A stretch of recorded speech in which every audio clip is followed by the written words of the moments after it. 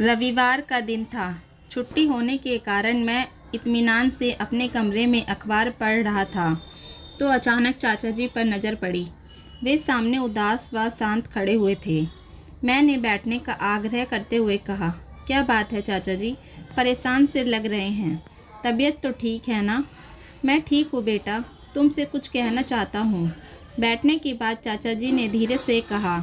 मैंने अखबार एक ओर रखते हुए कहा, तो कहिए ना चाचा जी। लेकिन चाचा जी शांत ही बैठे रहे। मैंने आग्रह करते हुए कहा, क्या बात है चाचा जी, जो दिल में है बेझिझक कह दीजिए। आपका कथन मेरे लिए आदेश है। चाचा जी की चुप्पी दरअसल मेरी बेचैनी बढ़ा रही थी। बेटा पवन, तूने कभी भी मेरी बात नहीं टाली है। आज भी इसी उम्मीद से तेरे पास आया हूँ। तेरी चाची का और मेरा विचार है कि तू मिताली से शादी कर ले, उसे सहारा दे दे। बेचारी कम उम्र में विधवा हो गई है और दुनिया में एकदम अकेली है। मायके में उसका कोई नहीं है।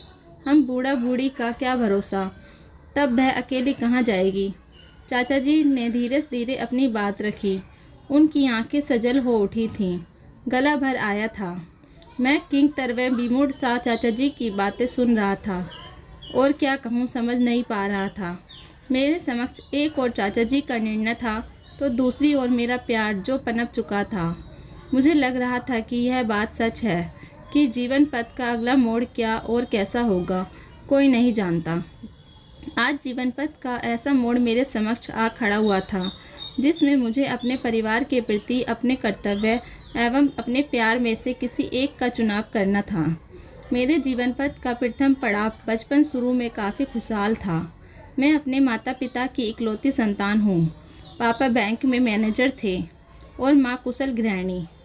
क्योंकि पापा घर के बड़े बेटे थे और माँ अच्छे स्वभाव की महिला थी, इसलिए मेरी वृद्धा दादी हमारे साथ ही रहती थी। मुझे माँ बाप के साथ दादी का भी भरपूर स्नेह प्यार मिलता रहा। पटना के सबसे अच्छे स्कूल में मेरा दाखिला करवाया गया था। पढ़ाई में मेरी विशेष दिलचस्पी थी और शुरू से ही मैं मेधावी रहा, इसलिए अच्छे अंक लाता था। पढ़ाई के साथ साथ खेलकूद, ज्ञान आदि में भी मेरी विशेष रुचि थी। मुझे माँ पापा का पूरा प्रोत्साहन मिलता रहा, इसलिए सभी क्षेत्रों में अच्छा कर मैं परिवार एवं स्कूल की आंखों का तारा बना रहा। मेरे जीवन पथ में अचानक ही अत्यंत कठिन और पथरीला मोड़ आ खड़ा हुआ। मैं उस समय कक्षा 8 में पढ़ता था। माँ पापा का अचानक रोड एक्सीडेंट में देहांत हो गया। मेरे पास इस दुख को सहने की ना तो बुद्धि थी और ना ही हिम्मत। मैं हताश और हारा हुआ सा सिर्फ रोता रहता था। उस कठिन समय में दादी ने मुझे ढांढस बंधाया और अपने छोटे बेटे यानी मेरे चाचा जी के घर मुझे ले आई। मैं चाचा चाची के साथ जमशेदपुर में रहने लगा। उनका इकलौता बेटा पीयूष था। वह मुझसे 2 साल छोटा था। चाचा जी ने उसी के स्कूल में मेरा नाम लिखवा दिया। मैं वहाँ भी अच्छे अंकों से पास होने लगा।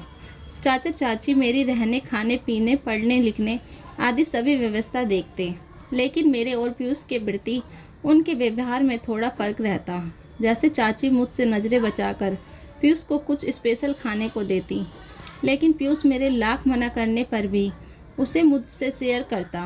मैं चाचा चाची के सारे भेदभाव नज़रअंदाज कर तहे दिल से उनका आभार मानता कि उन्होंने मुझे बेसहारा को सहारा तो दिया ही, अच्छे स्कूल में मेरा नाम भी लिखवाया। मेरी दादी जब तक रहीं मुझ पर विशेष ध्यान देती रहीं, किंतु वे माँ पापा के आकस्मिक निधन से अंदर तक टूट चुकी थी। उनके जाने के 2 वर्ष बाद वे भी चल बसी। चाचा चाची पीयूष की उस शिक्षा हेतु आकस्कर चर्चा करते, किंतु मेरे संबंध में ऐसी कोई जिज्ञासा नहीं व्यक्त करते। मैंने 12वीं की परीक्षा उच्च अंकों से पास की। फिर बीकॉम करने के बाद बैंक परीक्षा में उत्तीर्ण होकर मैं सरकारी बैंक में पीओ बन गया। इत्तेफाक से मेरी नियुक्ति जमशेदपुर में ही हुई, तो मैं चाचा चाची के साथ ही रहा। वैसे भी मेरी दिली इच्छा यही थी कि मैं चाचा चाची के साथ रहकर उन्हें सहयोग दूं, क्योंकि दोनों की ही बढ़ती उम्र के साथ साथ स्वास्थ्य संबंधी समस्याएं भी होने लगी थीं। पीयूष ने बेंगलुरु में MBA किया, वहीं उसका एक मल्टीनेशनल कंपनी में सिलेक्शन हो गया। हम सभी उसकी खुशी से खुश थे। उसे जल्दी ही अपनी जूनियर मिताली से प्यार हो गया। तो चाचा चाची ने उसकी पसंद को सहर्ष स्वीकार करते हुए धूमधाम से उसका विवाह कर दिया। शादी के बाद पीयूष और मिताली बेंगलुरु लौट गए। पीयूष की शादी के बाद मेरा मन कुछ ज़्यादा ही खालीपन महसूस करने लगा। उसी दौरान कविता ने कब इसमें जगह बना ली मुझे पता ही नहीं चला। कविता मेरी ही बस से आती जाती थी। सुंदर, सुशील, सभ्य कविता विशाल हृदय मालूम होती, क्योंकि हमेशा ही सबकी सहायता हेतु तत्पर दिखाई देती। कभी किसी अंधे को सड़क पार करवाती तो कभी किसी बच्चे की सहायता करती। बस में वृद्ध या गर्भवती महिला को तुरंत अपनी सीट ऑफर कर देती।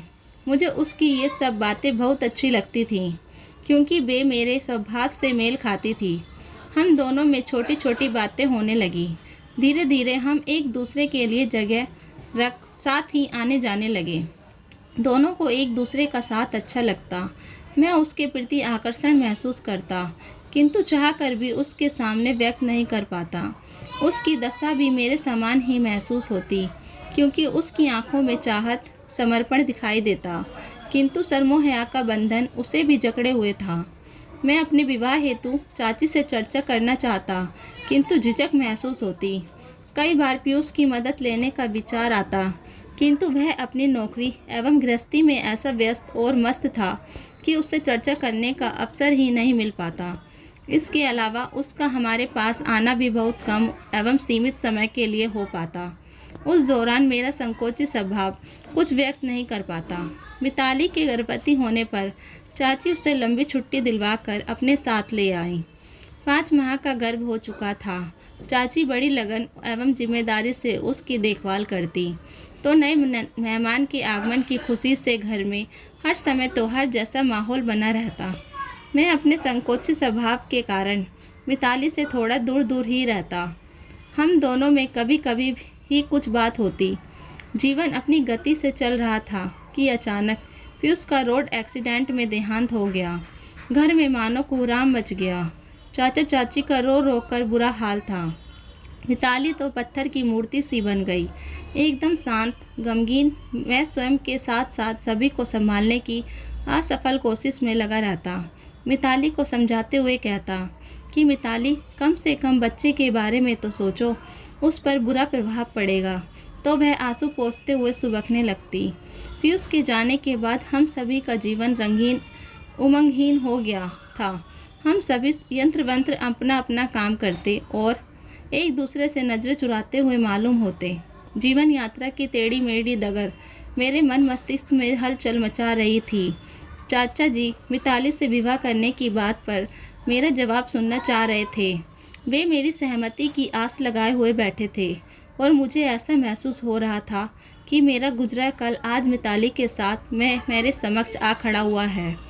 कल जब मैं अपने माता पिता से बिछुड़कर चाचा चाची के समक्ष सहारे की उम्मीद लिए आ खड़ा हुआ था, यदि उस समय उन्होंने सहारा नहीं दिया होता तो मेरा जाने क्या होता। सत्य है, इतिहास स्वयं को दोहराता है। वैसे चाचा जी यदि मेरी जान भी मांग लेते तो बिना सोचे विचारे मैं सहर्ष ही दे देता, किंतु चाचा जी ने मिताली से विवाह का प्रस्ताव रख मुझे असमंजस में डाल दिया था। मैंने धीरे से कहा, चाचा जी, मिताली को मैंने हमेशा अपनी छोटी बहन माना है। ऐसे में भला मैं उससे शादी कैसे कर सकता हूँ? बेटा, तुम निराश करोगे तो हम कहाँ जाएंगे? कहते हुए चाचा जी रो पड़े। मैंने उन्हें संभालते हुए कहा, चाचा जी, स्वयं को संभालिए। यूँ निराश होने से समस्या का समाधान कैसे निकलेगा?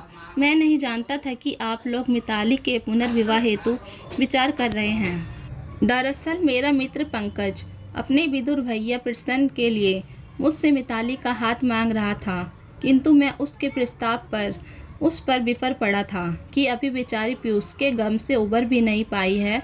उसका बच्चा मिताली के गर्भ में है। ऐसे में उससे मैं कहीं और शादी करने के लिए कैसे बोल सकता हूँ? उसने मुझे समझाते हुए कहा था कि दोस्त, गंभीरता से विचार कर। जो हुआ बहुत बुरा हुआ, किंतु वह हो चुका है, तो अब उससे निकलने का उपाय सोचना होगा। मेरी भाभी बेटे के जन्म के साथ चल बसी। आज बेटा 1.5 वर्ष का हो गया है।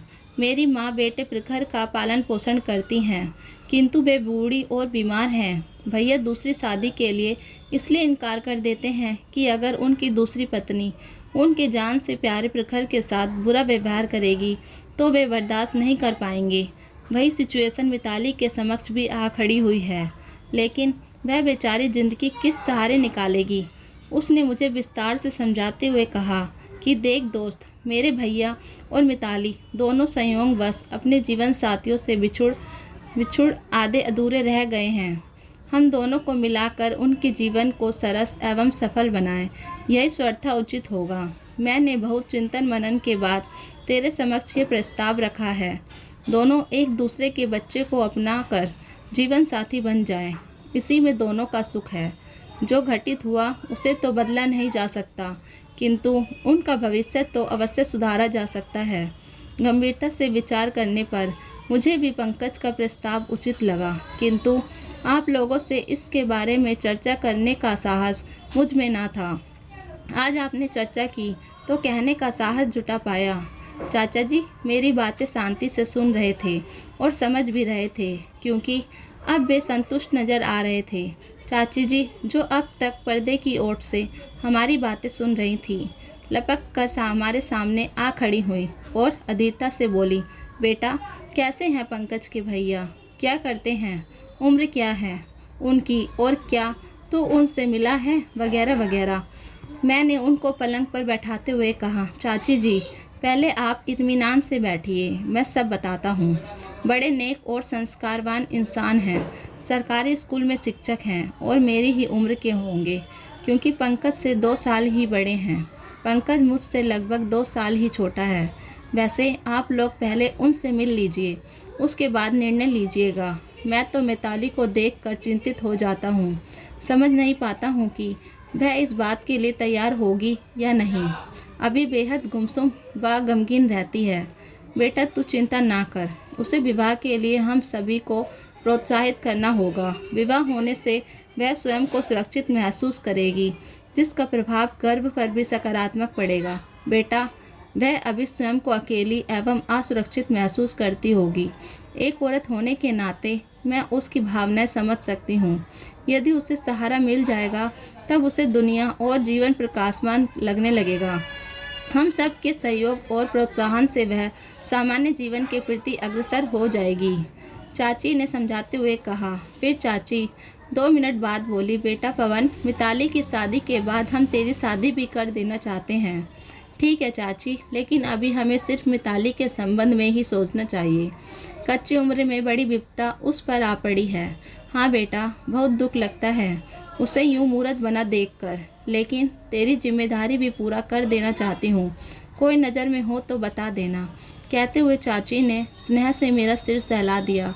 मैं कविता को याद कर आहिस्ता से मुस्कुरा दिया। प्रसून भैया के साथ मिताली की शादी कर दी गई। उनके प्यार, संरक्षण एवं हम सभी के स्नेह, सहयोग एवं प्रोत्साहन से मिताली ने स्वयं को संभाल लिया। समय से उसने प्यारी सी बेटी को जन्म दिया तो हम सभी को सारा संसार गुलजार महसूस होने लगा। सबसे बड़ी बात तो यह हुई कि अब मिताली खुश रहने लगी। बच्ची के नामकरण हेतु घर में चर्चा होने लगी तो मैंने कहा, प्रसून भैया आपके बेटे का नाम प्रखर बहुत प्यारा एवं सारभर्गित रखा है, उसी तरह बेटी का नाम भी आप ही बताएं। प्रसून भैया 2 पल सोचकर मुस्कुराते हुए बोले, मेरी बेटी का नाम होगा प्यूसा। जो है तो प्यूस की निशानी, लेकिन दुनिया उसे मेरी निशानी के रूप में पहचानेगी। फिर प्यार से उन्होंने मिताली की ओर देखा। मिताली उन्हें आदर और प्यार से देखने लगी, मानो कह रही हो कि आपको पाकर मैं धन्य हो गई। तो दोस्तों, इस कहानी को लेकर आपकी क्या राय है, कमेंट बॉक्स में ज़रूर बताएं। और अगर कहानी अच्छी लगी हो तो प्लीज़ लाइक करें। अगर आपने हमारे चैनल को अभी तक सब्सक्राइब नहीं किया तो ज़रूर कर लीजिए। तो मिलते हैं ऐसी ही मोटिवेशनल कहानी के साथ। Thank you for watching.